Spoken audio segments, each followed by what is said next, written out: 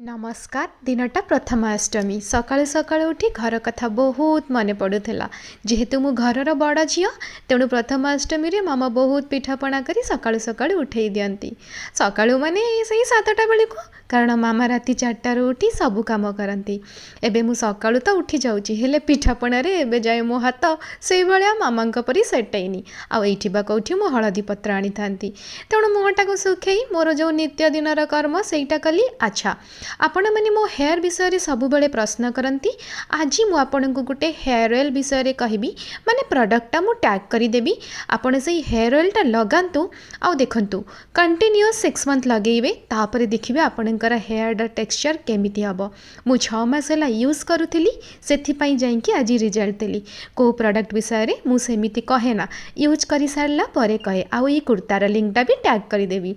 office रु जाईकी आसी मुहटा पूरा सुखी जाइतिला कहीं एंडुरी पिठा जी खाई नी ये कौटी एंडुरी पिठा भी मिलूनी एंडुरी पिठा दिल्ली रे मिल जाऊला किंतु चंडीगढ़ रे बा कौटी मिलिबो तेणु घर को आसी जे आज जेहेतु काल भैरव अष्टमी थिला भगवान को पई प्रसाद बनेबा पई चना सिजेबा को रखिदेली